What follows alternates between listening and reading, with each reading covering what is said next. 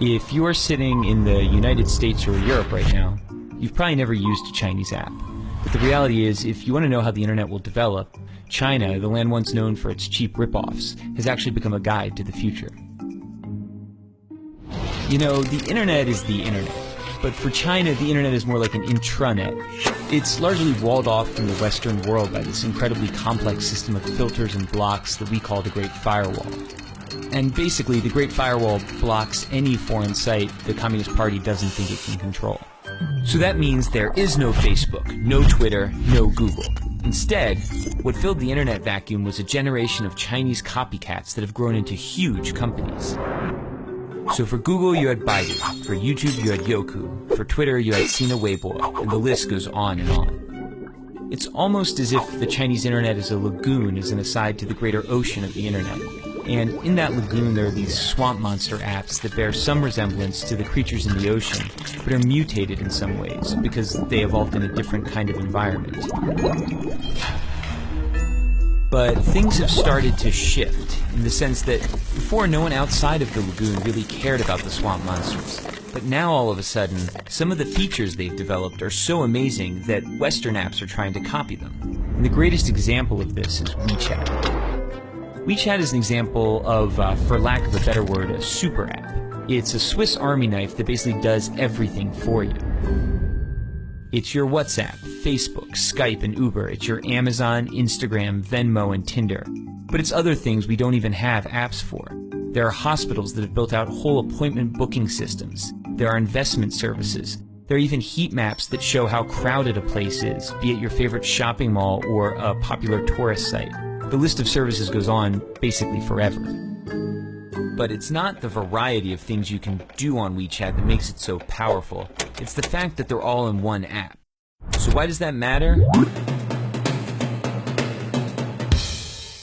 Hypothetically, imagine you're sitting at home and one day you notice your corgi is dirty. You open WeChat, hit a few buttons, and a few hours later a man shows up at your door with some shampoo and a big vacuum. Your dog gets cleaned and he looks great. You take a photo, you share it with your friends, and tag the dog cleaning business. You haven't left the app. Your friend who likes Hello Kitty and works a boring office job is slacking off at work and looking at WeChat. She sees the photo of your clean corgi. She decides she wants her poodle clean. She clicks the tag on your photo and orders the same service. Within seconds, the man with the big vacuum is on his way to her house. She pays him, and he's happy because he got paid instantly on WeChat. She starts chatting with you to thank you. Neither of you have left the app. While chatting, she tells you about a new hip noodle joint. She says, you have to come. It's a schlep, but you accept.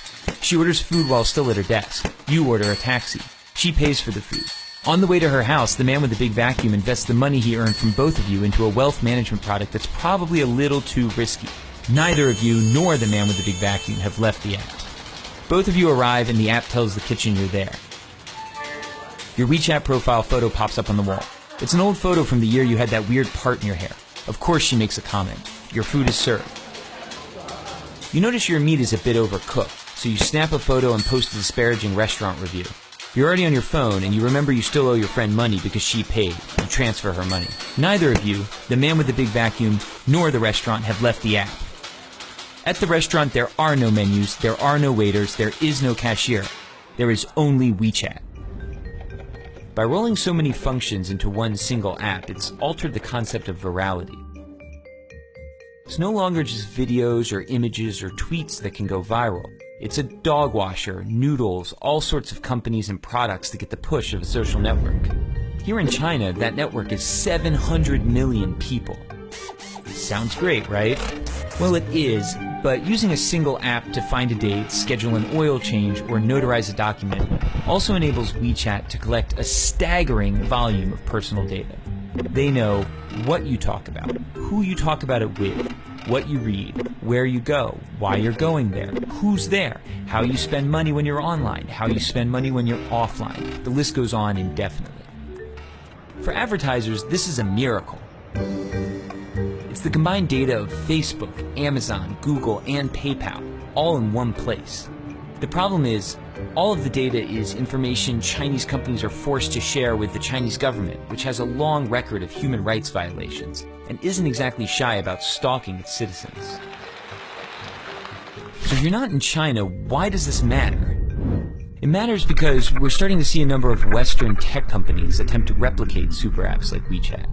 For the companies, it's incredibly powerful. And for you and me, it's a convenient and even transformative technology. But of course, it could also be problematic. Concentrating so much data in so few hands could lay the groundwork for an Orwellian world where companies and governments can track every single movement you make.